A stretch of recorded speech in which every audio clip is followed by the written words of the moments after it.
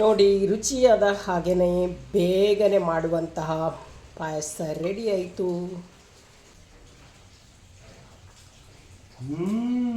ಸರಿ ಉಂಟು. Sweet correct ಉಂಟು, ಸುಮ್ಮನೆ ಸುಳ್ಳು ಹೇಳಿದ್ದು ಇಲ್ಲ, ಅದು ನಿಮಗೆ ಕರೆಕ್ಟ್ ಉಂಟು. ನಿಮಗೆ ಇಷ್ಟು ಕರೆಕ್ಟ್ ಸ್ವೀಟ್ ಇದೆ. ಫ್ಯಾಮಿಲಿಗೆ ನಿಮಗೆಲ್ಲರಿಗೂ ಸ್ವಾಗತ. ಇವತ್ತು ಒಂದು ಸ್ವೀಟ್ ರೆಸಿಪಿಯನ್ನು ನಿಮ್ಮ ಜೊತೆಗೆ ಶೇರ್ ಮಾಡ್ತಾ ಇದ್ದೇನೆ. ಅದೇನೆಂದರೆ ಶಾವಿಗೆ ಪಾಯಸ. ಈ ಫಂಕ್ಷನಿಗೆಲ್ಲ ಮಾಡ್ತಾರಲ್ಲ, ಆ ಥರದ ಒಂದು ಶಾವಿಗೆ ಪಾಯಸವನ್ನು ಮಾಡ್ತಾ ಇದ್ದೇನೆ. ಅದಕ್ಕೆ ನಾನಿಲ್ಲಿ ಶಾವಿಗೆಯನ್ನು ತೊಗೊಂಡಿದ್ದೇನೆ. ನೋಡಿ, ಪಾಯಸದ ಶಾವಿಗೆ ಸಪೂರದ್ದು. ಇವಾಗ ಇದನ್ನು ಯೂಸ್ ಮಾಡಿ ಇವತ್ತು ಪಾಯಸವನ್ನು ಮಾಡ್ತೇನೆ. ಈ ಒಂದು ಸಿಂಪಲಾದ ಸ್ವೀಟ್ ರೆಸಿಪಿ ವಿಡಿಯೋನ ಸ್ಟಾರ್ಟ್ ಮಾಡೋದಕ್ಕಿಂತ ಮೊದಲು ಯಾರು ನನ್ನ ಚಾನಲನ್ನು ಇನ್ನೂ ಸಬ್ಸ್ಕ್ರೈಬ್ ಮಾಡದೆ ನನ್ನ ವೀಡಿಯೋಸನ್ನು ನೋಡ್ತಾ ಇದ್ದರೆ ಪ್ಲೀಸ್ ನನ್ನ ಚಾನಲ್ಗೆ ಸಬ್ಸ್ಕ್ರೈಬ್ ಮಾಡಿ ಸಪೋರ್ಟ್ ಮಾಡಿ. ಇವತ್ತಿನ ಈ ಒಂದು ಸ್ವೀಟ್ ರೆಸಿಪಿಯನ್ನು ಸ್ಟಾರ್ಟ್ ಮಾಡೋಣ. ಇಲ್ಲಿ ನಾನು 2 ಕಪ್ ಆಗುವಷ್ಟು ಶಾವಿಗೆಯನ್ನು ತಗೊಳ್ತಾ ಇದ್ದೇನೆ.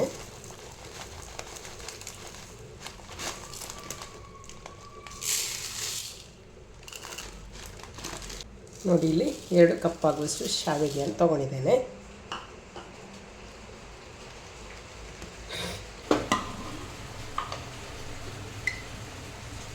ಇವಾಗ ಇಲ್ಲಿ ಒಂದು ಬಾಣಲೆಯನ್ನು ಬಿಸಿ ಮಾಡಲಿಕ್ಕೆ ಇಟ್ಟಿದ್ದೇನೆ. ಅದಕ್ಕೆ ನಾನು ಸ್ವಲ್ಪ ತುಪ್ಪವನ್ನು ಹಾಕ್ತೇನೆ. ಒಂದು 2 ಟೀ ಸ್ಪೂನ್ ಆಗುವಷ್ಟು ತುಪ್ಪವನ್ನು ಹಾಕ್ತೇನೆ. ಮೊದಲಿಗೆ ನಾನು ಇಲ್ಲಿ ಗೋಡಂಬಿಯನ್ನು ಫ್ರೈ ಮಾಡ್ತೇನೆ.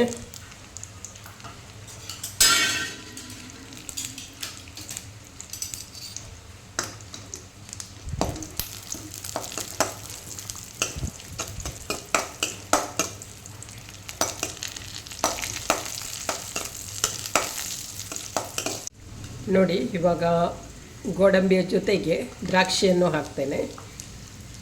ಬೇಕಿದ್ದರೆ ಬಾದಾಮನ್ನು ಕೂಡ ಸಪೂರವಾಗಿ ಕಟ್ ಮಾಡಿ ಹಾಕ್ಬೋದು. ನಾನಿಲ್ಲಿ ಗೋಡಂಬಿ ಮತ್ತು ದ್ರಾಕ್ಷಿಯನ್ನು ಮಾತ್ರ ತಗೊಂಡಿದ್ದೇನೆ. ಇವಾಗ ಇದನ್ನು ಫ್ರೈ ಮಾಡ್ತೇನೆ.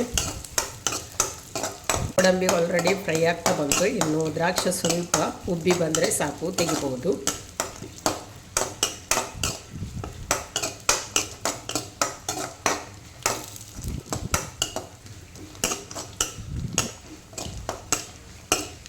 ನೋಡಿ, ದ್ರಾಕ್ಷಿ ಕೂಡ ಉಬ್ಬಿ ಬಂತು. ಇನ್ನು ಇದನ್ನು ನಾನು ತೆಗಿತೇನೆ.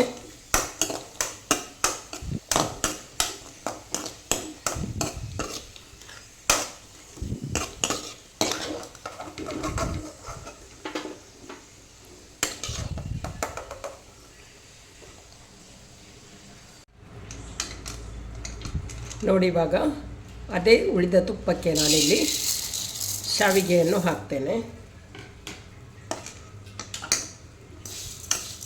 ಶಾವಿಗೆಯನ್ನು ಕೂಡ ಹಾಗೆ ಕೆಂಪಗಾಗುವ ತನಕ ಇದನ್ನು ಫ್ರೈ ಮಾಡಬೇಕು.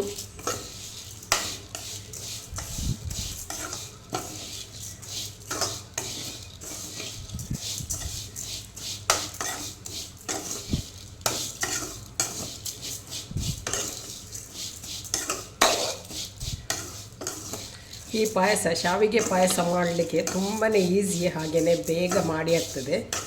ನಮಗೆ ಏನಾದರೂ ಸ್ವೀಟ್ ತಿನ್ನಬೇಕು ಅಂತ ಅನಿಸಿದಾಗ ಶಾವಿಗೆ ಮನೆಯಲ್ಲಿದ್ದರೆ, ಅದೇ ರೀತಿ ಸ್ವಲ್ಪ ಹಾಲಿದ್ರೆ ಸಾಕು, ಬೇಗನೆ ಈ ಒಂದು ಪಾಯಸವನ್ನು ಮಾಡ್ಬೋದು.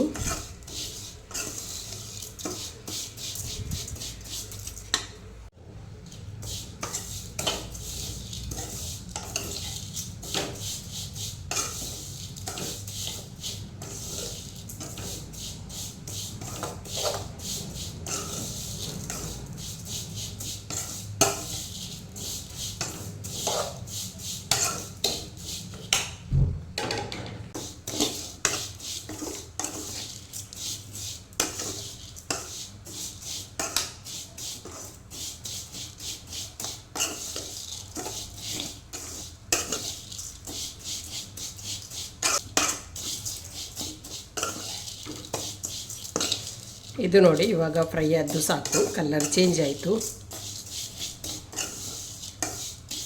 ಇನ್ನು ಇದನ್ನು ತೆಗಿತೇನೆ. ಇವಾಗ ಒಂದು ಪಾತ್ರೆಯನ್ನು ಇಟ್ಟಿದ್ದೇನೆ. ಅದಕ್ಕೆ ನಾನಿವಾಗ ಹಾಲನ್ನು ಹಾಕ್ತೇನೆ. ಇಲ್ಲಿ ನಾನು 1 ಲೀಟರ್ ಆಗುವಷ್ಟು ಹಾಲನ್ನು ತಗೊಂಡಿದ್ದೇನೆ.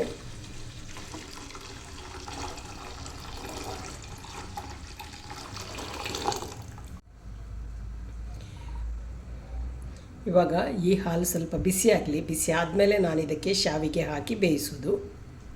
ಹಾಲು ಬಿಸಿ ಆಗ್ತಾ ಬಂತು. ಫ್ರೈ ಮಾಡಿದಂತಹ ಶಾವಿಗೆಯನ್ನು ಹಾಕ್ತೇನೆ.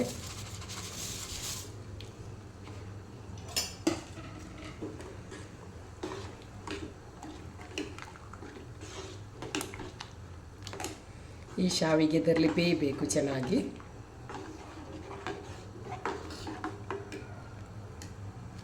ಶಾವಿಗೆ ಬೆಂದಾದ ಮೇಲೆ ಇದಕ್ಕೆ ಸಕ್ಕರೆಯನ್ನು ಹಾಕುವುದು.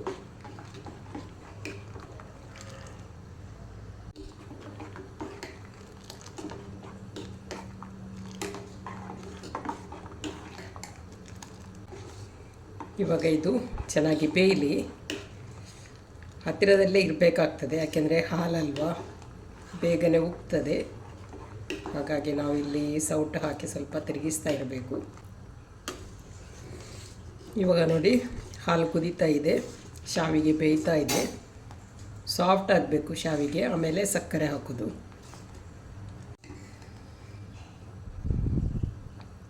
ನೋಡಿ ಇವಾಗ ಶಾವಿಗೆ ಸ್ವಲ್ಪ ಬೇಯ್ತಾ ಬಂತು, ಇನ್ನೂ ಕೂಡ ಬೇಯಲಿಕ್ಕಿದೆ.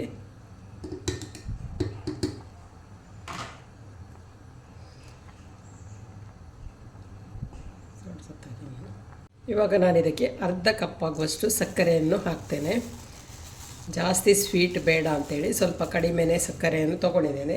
ಜಾಸ್ತಿ ಸ್ವೀಟ್ ಬೇಕು ಅನ್ನುವವರು ಸ್ವಲ್ಪ ಜಾಸ್ತಿ ಸಕ್ಕರೆ ಹಾಕ್ಬೋದು.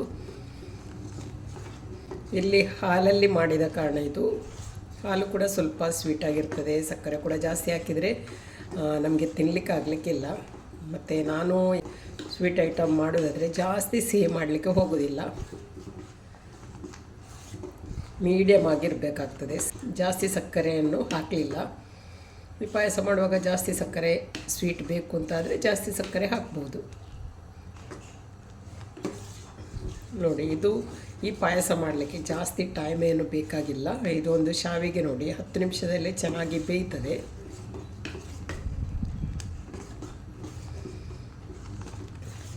ಇವಾಗ ಸಕ್ಕರೆ ಚೆನ್ನಾಗಿ ಮಿಕ್ಸ್ ಆಗಲಿ.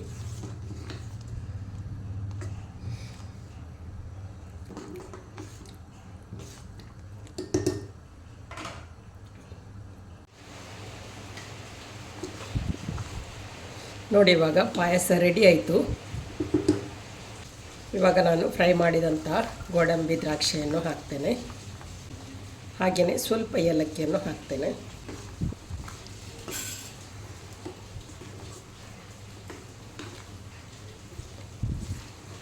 ನೋಡಿ ಇವಾಗ ಪಾಯಸ ರೆಡಿ ಆಯಿತು. ಇನ್ನು ನಾನು ಗ್ಯಾಸನ್ನು ಆಫ್ ಮಾಡ್ತೇನೆ.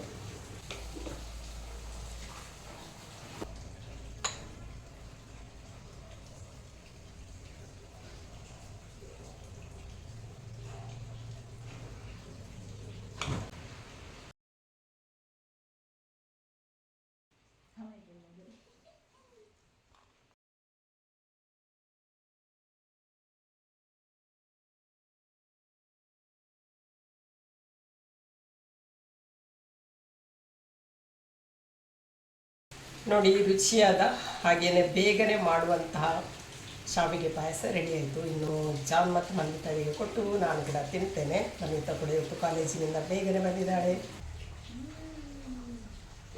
ತಗೊಳ್ಳಿ ಹೇಗಾಗಿದೆ ಅಂತೇಳಿ ಹೇಳಿ.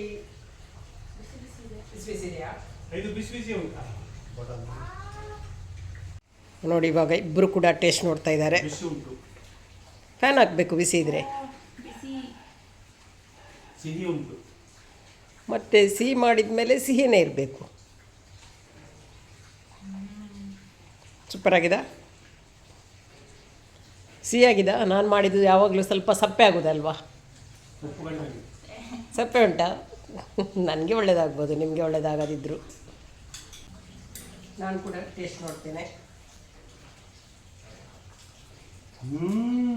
ಸರಿ ಉಂಟು. ಸ್ವೀಟ್ ಕರೆಕ್ಟ್ ಉಂಟು, ಸುಮ್ಮನೆ ಸುಳ್ಳು ಹೇಳಿದ್ದು ಇಲ್ಲ, ಅದು ನಿಮಗೆ ಕರೆಕ್ಟ್ ಉಂಟು. ನಿಮಗೆ ಇಷ್ಟು ಸ್ವೀಟ್ ಇದೆ. ಇವತ್ತಿನ ಈ ಒಂದು ಸ್ವೀಟ್ ರೆಸಿಪಿ ನಿಮಗೆಲ್ಲರಿಗೂ ಇಷ್ಟ ಆಗಿದೆ ಅಂತ ಅಂದ್ಕೊಳ್ತೇನೆ. ಇಷ್ಟ ಆದರೆ ಲೈಕ್ ಮಾಡಿ, ಶೇರ್ ಮಾಡಿ, ಅದೇ ರೀತಿ ಸಬ್ಸ್ಕ್ರೈಬ್ ಮಾಡೋದರ ಮೂಲಕ ಚಾನಲ್ಗೆ ಸಪೋರ್ಟ್ ಮಾಡಿ. ಇನ್ನೊಂದು ವಿಡಿಯೋದೊಂದಿಗೆ ಸಿಗ್ತೇನೆ. ಬಾಯ್. ನೀವು ಟ್ರೈ ಮಾಡಿ ನೋಡಿ.